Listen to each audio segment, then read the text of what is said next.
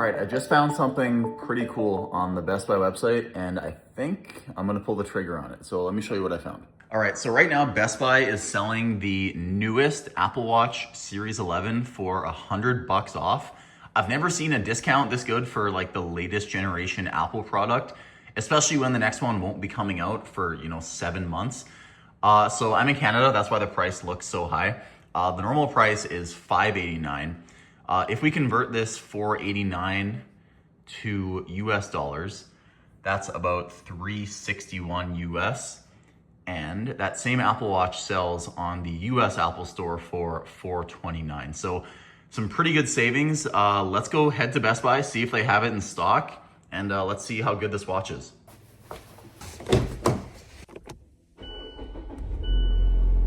So I'm excited to get this new watch because mainly I just like Apple products, but I've had my Apple Watch Ultra for quite a while now. And while I think objectively it's still a better watch than the one I'm going to buy, I think the design is just getting a little bit too ridiculous for me. Like when I sleep track with my Apple Watch Ultra, this thing is just like colossal. It has the sharp edges, it has the flat display. It's like a brick on my wrist. So while it does have more features, better battery life than the watch I'm going to get, I do think that the new Series 11 is also going to have its benefits, especially when it comes to design. So I think having that pebble-like design with the nice rounded screen edges, I think is going to be a nice upgrade. It's also going to be nicer having a thinner watch on my wrist as well, because half the time I can't even put the sleeve of my shirt over my Apple Watch Ultra. So I'm excited to pick it up. I just hope Best Buy has it in stock, so we'll see. All right, we got the watch. I originally thought they didn't have it in stock. The guy said they didn't have any, so I went to my car to drive to another Best Buy, checked the Best Buy app, and it said that this store did have it in stock. So I went in, talked to a different associate, and she's like, yeah, we have plenty in stock. So I grabbed it. Let's go home, unbox it, and see what it's about. All right, we're home. I'm excited to check out this new watch. On a quick side note, when I was at Best Buy, I went and picked up a new microphone, so tell me how the audio sounds in the comments down below. But let's move right along to opening up this Apple Watch because I am pretty excited. All right, and here is the watch sitting inside what looks like a little protective cover. And wow, yeah, this thing is glossy. This thing is nice. I was talking about it kind of being like a pebble before, and that's it's kind of what it feels like with the glass being curved, especially with the jet black finish. You can't really tell where the screen ends and the body begins, especially compared to my Apple Watch Ultra. You can just tell how thin this thing is. Oh, there's my cat. Let's go ahead and connect the band to it and get this thing set up. All right, so here is the Series 11 with the band on. I guess the one downside of buying this thing at Best Buy is you don't get to pick your band as compared to when you go to the Apple Store. You get to actually pick the specific band that you want and the material. But when you buy it at Best Buy, you get a basic rubber black strap. Honestly though, I think this thing looks very, very stealth. I think with the jet black case, you can barely tell where the display ends, and also the black band. This thing is actually pretty sick. It's a very, very stealthy watch. I think this thing is gonna look miles better than this chunky Apple Watch Ultra on my wrist ever did. All right, so I have my watch set up. I have the new Series 11 on my left wrist, and I have my older Apple Watch Ultra 2 on my right wrist. The first thing I notice is just the size. This thing is so thin and so light, and I don't even really notice it on my wrist. And having this thing on my wrist, well, the first thing I notice is it's very, very heavy, and it's also just very chunky. So I wanna show you how it fits under a jacket, so just hang on one second. All right, here is one of my favorite Nike windbreakers. I'd always have issues putting on, coats with tight sleeves. You can see here, it goes over the new one easily. Like, it's nice and smooth, it doesn't get caught on anything. When it comes to the other sleeve though, I can instantly feel this thing getting caught on the sleeve, and it's hard to pull it over. So living day to day with the Apple Watch Ultra has its downsides. Like you can see, it's not really gonna fit under a lot of your sleeves. If you wear a lot of dress clothes, this is also gonna be a really big issue for you. You don't really notice how chunky and big this thing is until you switch to something a lot slimmer. Another thing, I also heard that the brightness on this watch is really good, and it's almost up there with the Apple Watch Ultra. So let's run outside and see how bright this thing is. All right, so it's not the brightest day. Well, the sun's kind of out. I'd say the watch will be at max brightness here. Through the video, it doesn't look that bright, but I can tell you it's very visible. And yeah, I can tell this thing is peaking out in brightness. It looks pretty much identical to my Apple Watch Ultra. I think the Ultra went up to 3,000 nits. This might only be 2,000, but when you get that high, it really isn't that perceivable. This thing is so bright. You're not going to have any issues seeing this thing in direct sunlight. The one thing that I liked about my Apple Watch Ultra is that it had sapphire. So it actually didn't have glass. The display was actually made of sapphire. This thing can be banged up against literally anything. I took this thing ice climbing and I had like a pickaxe hit it and this thing just didn't break. So the sapphire on this Apple Watch Ultra is something I really like. But Apple actually did upgrade the display on the Series 11. So they said that this display is now twice as strong as the Ion X glass in the previous Series 10.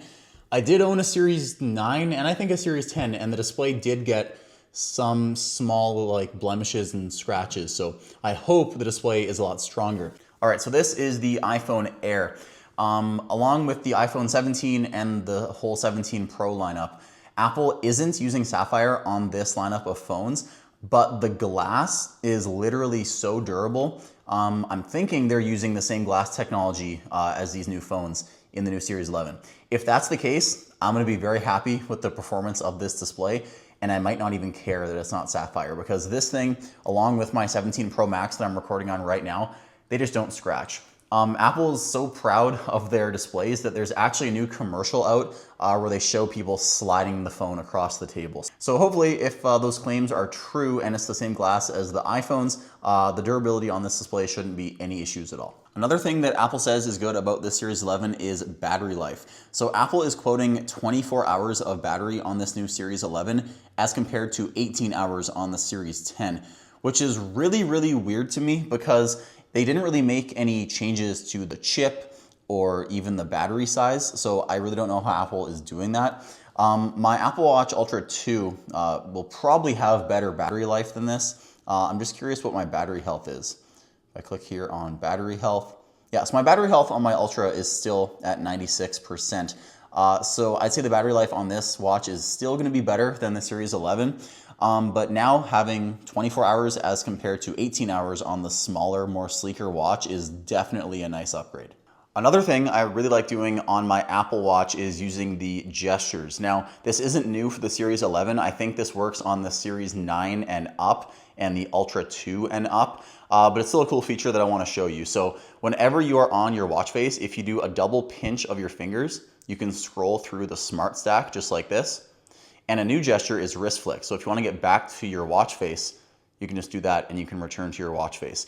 This also works for other things. So if you get a notification and you don't want to see it, you can quickly dismiss it just like that.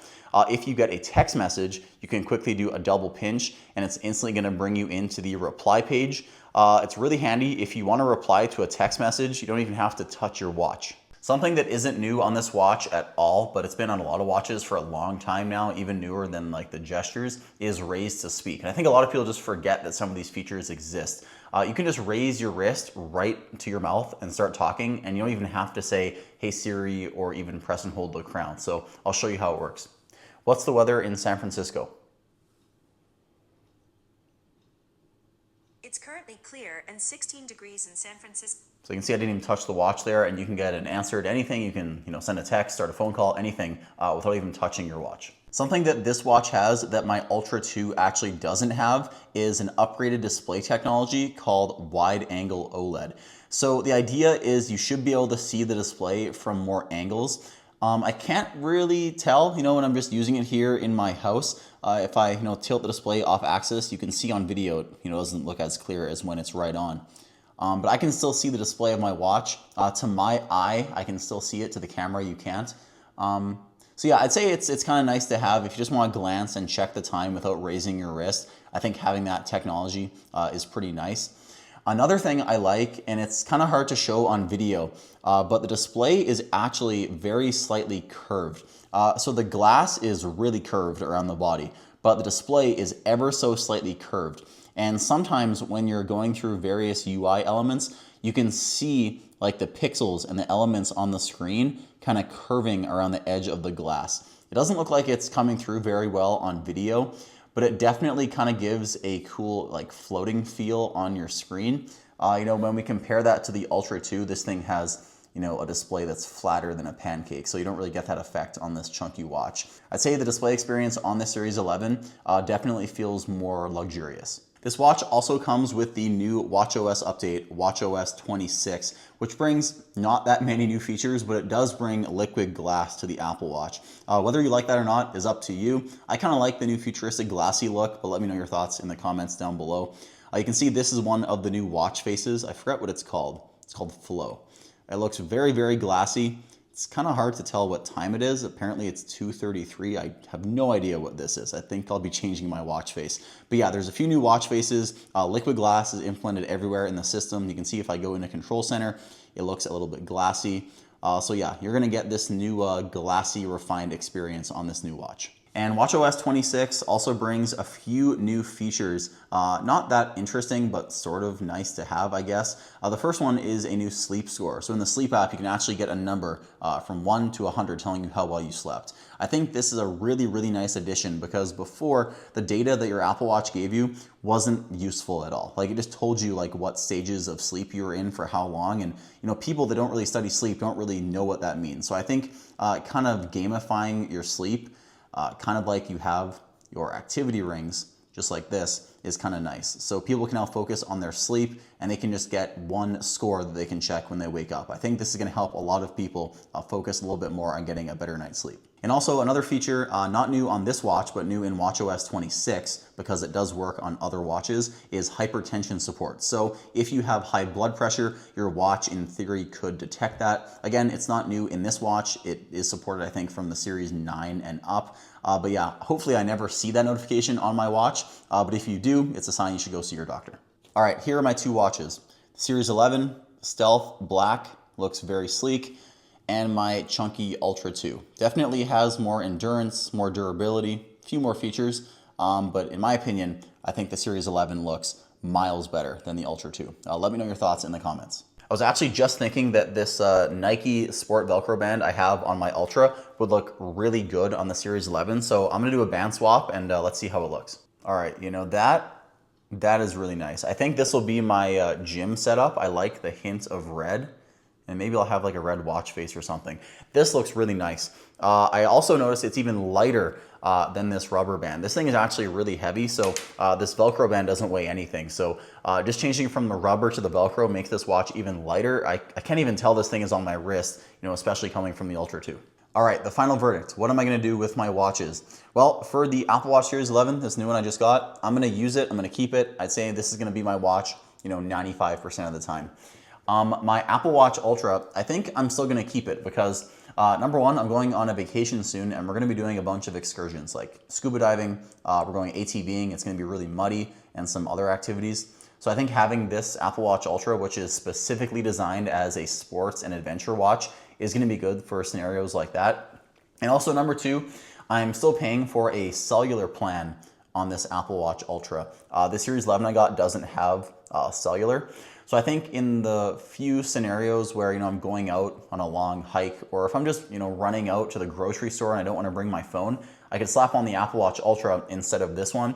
And that way I can still be connected if someone needs to call me or text me. So I think there's a spot in my life for both of these. But yeah, the point of this video was just to kind of show you the new Series 11 Apple Watch. I think using the Ultra day to day didn't really make sense for me. So I think now having two watches I can switch between depending on my use case is going to be a lot better. Let me know your thoughts in the comments down below. And that's pretty much gonna wrap it up. Let me know if you kind of like this vlog style video. I tried something new for you guys. And also let me know how the audio sounds because I got this new fancy microphone from Best Buy. Anyway, that's gonna do it. Thank you guys so much for watching. My name is Michael and I'll see you in the next video. Peace.